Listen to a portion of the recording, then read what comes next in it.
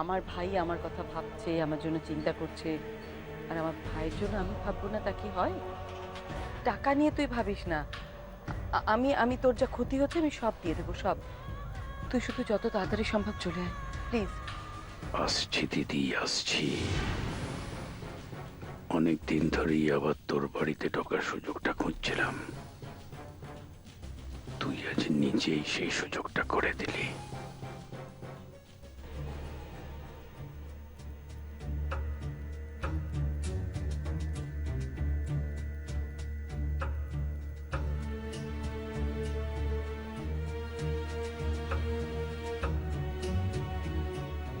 একটা কাগজ, বাকিগুলো কি আসেনি নাকি বাইরে পড়ে রয়েছে?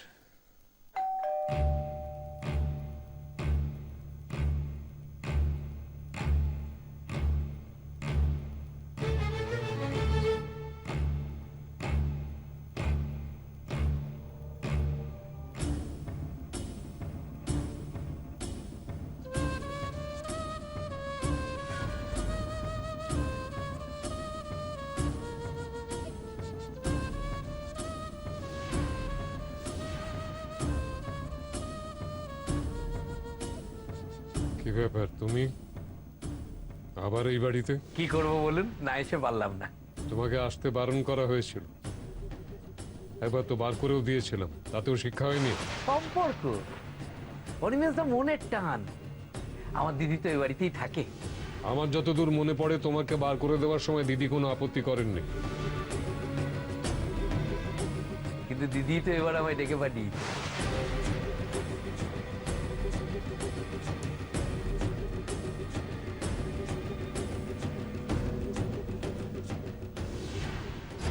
ও,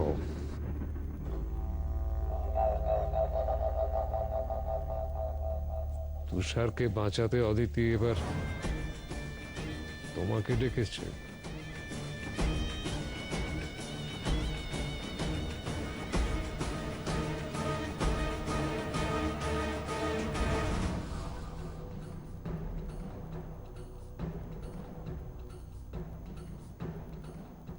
ম্যাডাম, মামাবাবু এসেছেন। ও, নন্তু, তোমাকে আমি একটা প্রশ্ন করেছি, তুমি এই বাড়িতে এলে কেন? নন্তু, তুই এসেছিস? আমি ওকে আসতে বলেছি।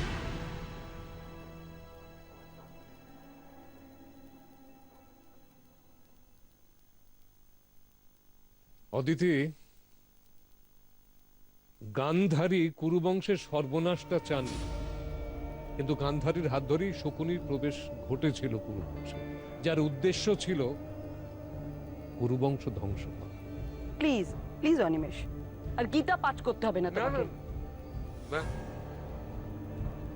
উলুবনে মুক্ত ছড়িয়ে লাভ নেই, সেটা আমি জানি, কিন্তু একটা কথা বলে রাখি, তোমাদের কারণে যদি তুষারের কোনো ক্ষতি তো হয়। আপনি তো তুষারকে রাজ্যপুত্র করে দিয়েছেন।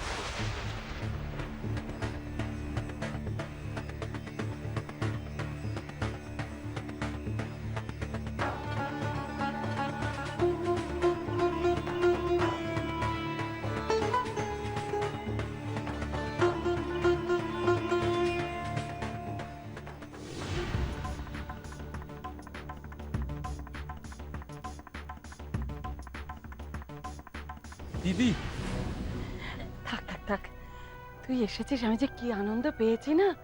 উফ, তুই ডাকলি আর আমি চলে এলাম। আচ্ছা কি জন্য এলাম সেটাই তো জানা হলো না।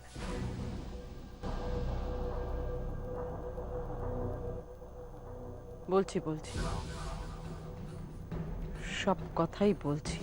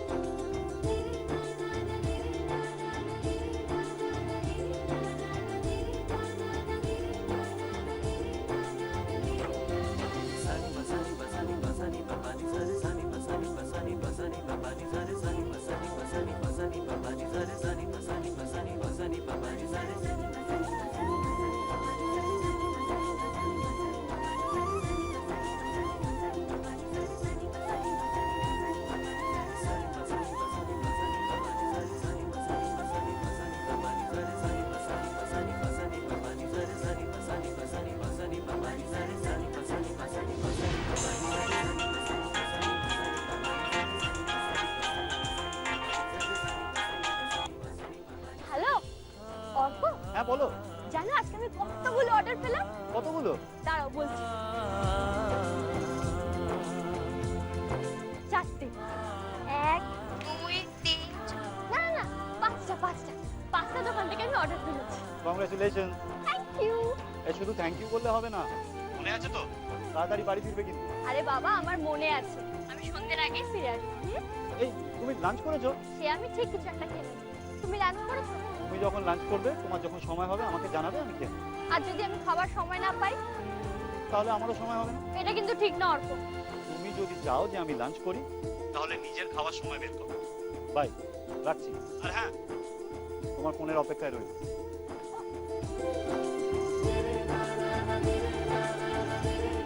12টা বেজে গেছে, একটার মধ্যে আমার কিছু একটা খেতেই হবে।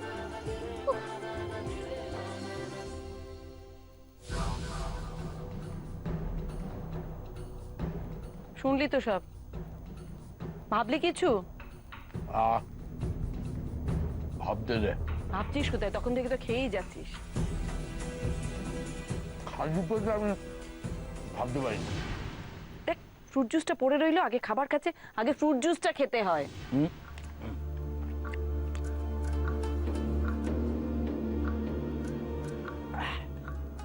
ও আমার একটা হলেই হলো। বাহ, এবার একটু মন দিয়ে ভাবি। হ্যাঁ, তাহলে কি দাঁড়ালো? প্রথমে তুষারকে জেল থেকে ছাড়াতে হবে, তারপর ওই রাজলক্ষ্মীনাকে ওটাকে শাস্তি করতে হবে, তাই তো? রাইট। এমন কিছু করতে হবে যাতে ওই রাজলক্ষ্মী আর মাথা তুলে দাঁড়াতে না পারে। যদি তাই চাস তাহলে তোকে একটা কথা বলি, তুষারকে যেভাবেই হোক লকআপ থেকে বের করতে হবে। ওকে লকআপে কোনোভাবে থাকতে দেওয়া যাবে না।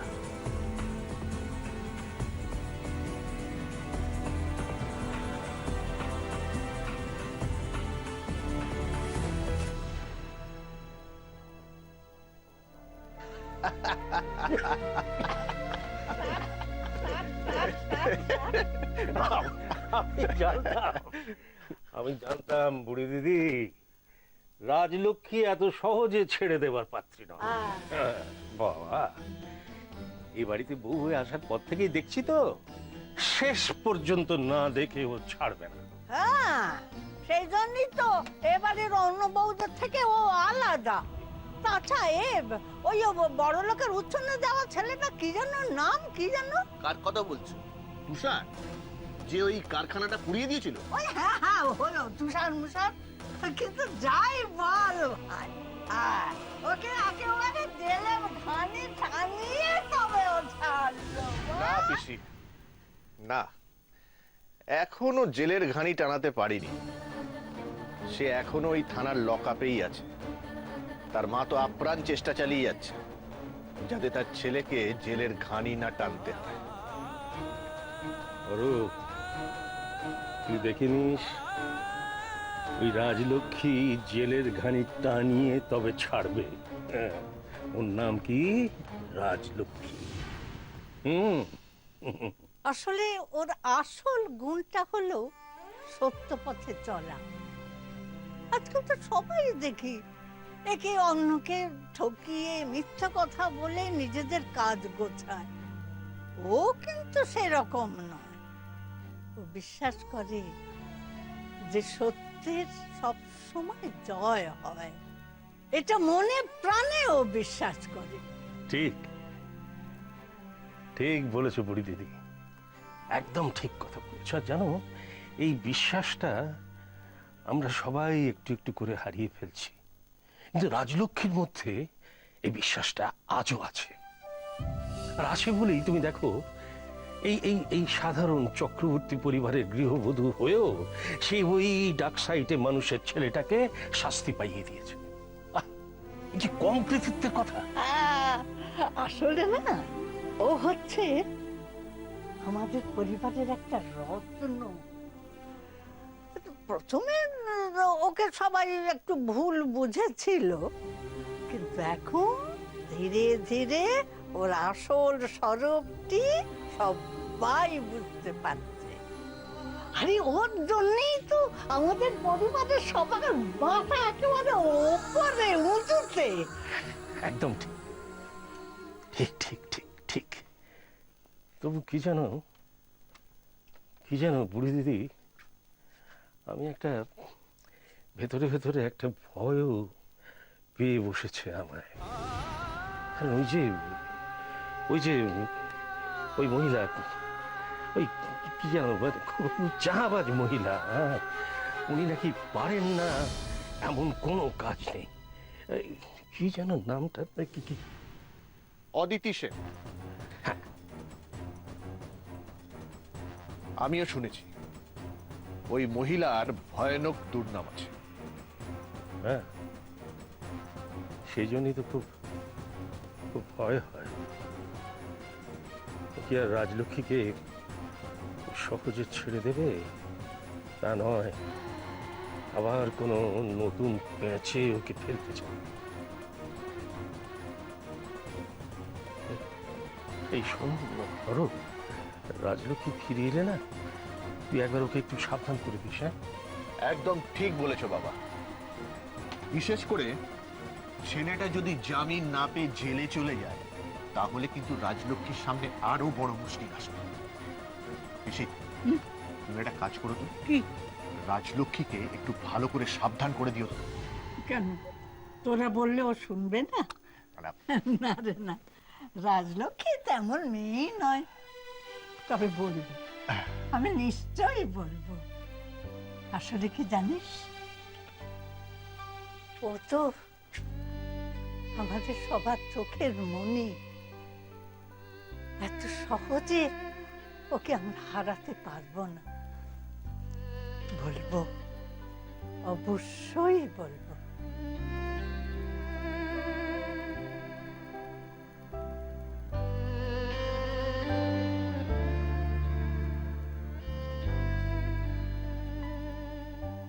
মানে আবার কি? হ্যাঁ, আরে ওরা কি এমনি এমনি এত আটঘাট বেঁধে কাজে নেমেছে নাকি?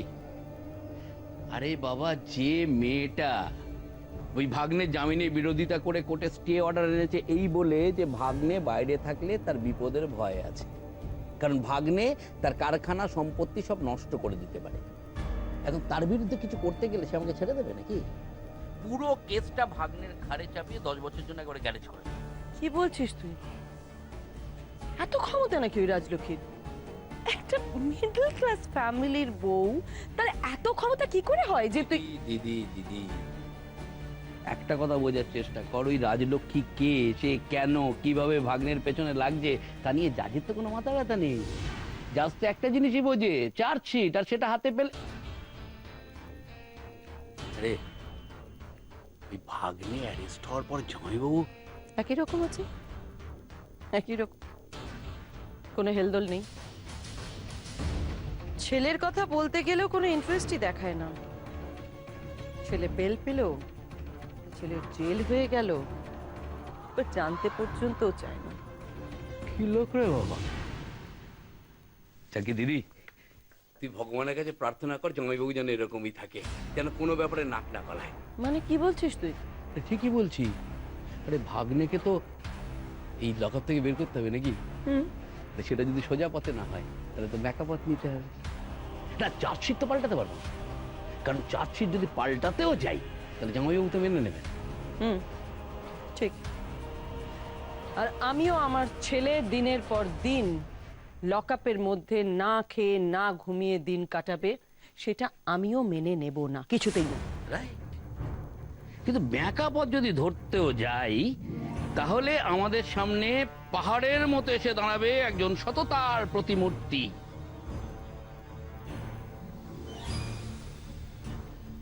আমার জামাইবাবু।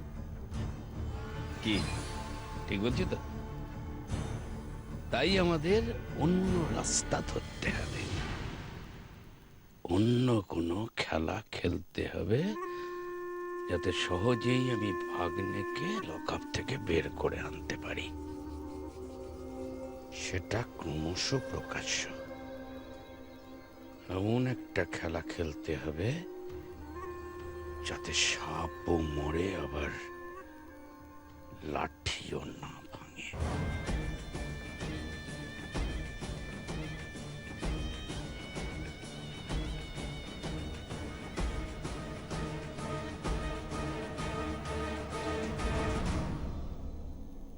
বিশু, ও বিশু, বলছি কোথায় গেলে? একবার তাড়াতাড়ি এসো তো এদিকে। আসছি আসছি। দূর বাবা, কি হয়েছে নাকি? আরে বাবা কিচ্ছু হয়নি, বলছি বাজারে যাবো, টাকা দাও। কেন বাজারে যাবে কেন?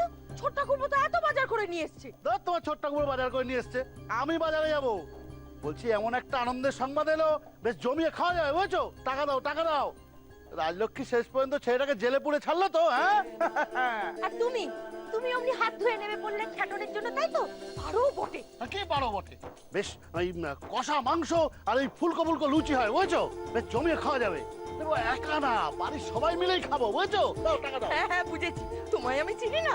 টাকা দাও, এনো দাও দাও। এনো। বাবা, তবে রেখেছে টাকা। শুনছো শুনছো, ও শুনছো, যাচ্ছে যখন তখন না একটু মিষ্টি দই আর বড় বড় রসগোল্লা নিয়ে এসো, কেমন? ও রসগোল্লা, সবাই মিলে খাওয়া যাবে। ও রসগোল্লা, রাজভোগ, সবাই মিলে খাওয়া যাবে। হ্যাঁ ঠিক আছে, আমি কাগজপত্রগুলো রেডি করে নিচ্ছি, তুমি টিকিটটা আমাকে পাঠিয়ে দাও। হ্যাঁ আমি যাব বলেছি যখন, তখন নিশ্চয়ই যাব। ঠিক আছে, রাখছি। তুমি কি কোথাও যাচ্ছ নাকি? হ্যাঁ আমাকে একটু কাজে বাইরে যেতে বলছি। বাহ, তোমার ছেলে লকআপে আর তুমি বাইরে কাজে যাচ্ছ। ছেলের প্রতি কোনো দায়িত্ব কর্তব্য কিচ্ছু তোমার নেই? দায়িত্ব কর্তব্য সেসবগুলো থেকে অনেকদিন আগেই তো তুমি আমাকে রেহাই দিয়েছো। ও যদি আজকে আমার হাতে থাকতো তাহলে ওকে লকআপে থাকতে হতো। কি বলতে চাইছো তুমি? সবকিছুর জন্য আমি দায়ী? আমি ওকে শিখিয়েছি যে না, এখন এই সমস্ত কথা বলে তো কোনো লাভ নেই, আমাকে বেরোতে হবে। তার মানে ছেলের জন্য কিছু করবে না তুমি? ও যে অন্যায়টা করেছে তার জন্য ওকে শাস্তি পেতে হবে, এই থানা পুলিশ লকআপ সেই জন্যই রয়েছে। আমি তো বলছি ও কোনো অন্যায় করেনি। তুমি থানাতে জাস্ট একটা ফোন করলেই ওকে কিন্তু ছেড়ে দেয়। তাহলে তো এমনিই ছেড়ে দেবে।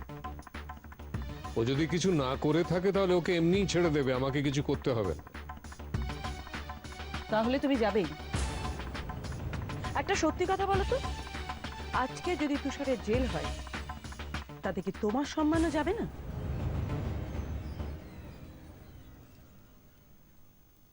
আমার সম্মানের থেকে অনেক বেশি জরুরি ওর শিক্ষা হওয়াটা।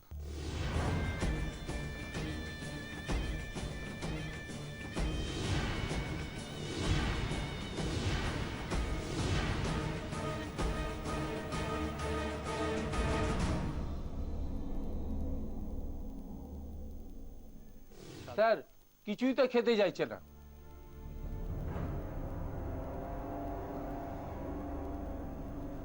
শুনুন, আপনি খেয়ে নিন, কিছু না খেলে তো আপনি অসুস্থ হয়ে পড়বেন। ধরুন। আমি আপনাকে বলেছি না, যতক্ষণ পর্যন্ত আমি বেলটা না পাচ্ছি আমি খাবার খাবো না। জানিয়ে যান এখান থেকে। কিন্তু প্রশাসনের বাড়ির লোক এসেছে।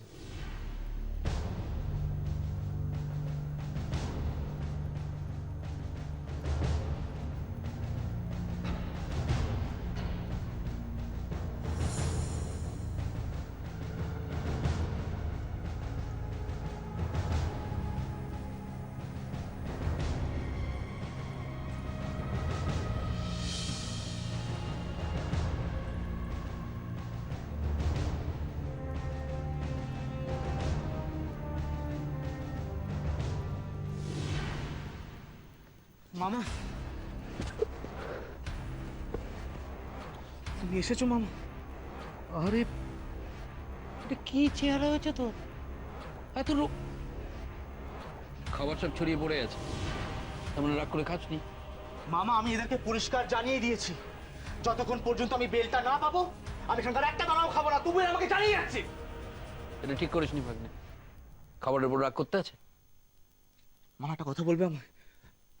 আমি বেলটা পাবো তো? তুমি আমাকে ছাড়িয়ে নিয়ে যেতে পারবে তো মামা? মামা কিছু বলো না মামা। তোর মামা পারে না এমন কাজ পৃথিবীতে আছে নাকি? কিন্তু কিভাবে মামা? মম সমস্ত ইনফ্লুয়েন্স লাগিয়ে দিয়েছে, তো বউয়ে পুলিশ অফিসারটাকে রাজি করাতে পারছে না, কি করে হবে?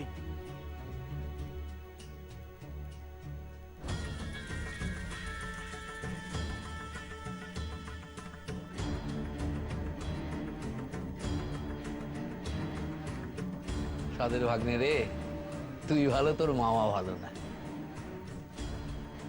এই ছুঁয়ে আমি প্রতিজ্ঞা করলাম, যে মেয়েটা তোর এই অবস্থার জন্য দায়ী, সেই রাজলক্ষ্মী নিজে এসে ওই লকআপ থেকে তোকে বের করে নিয়ে যাবে।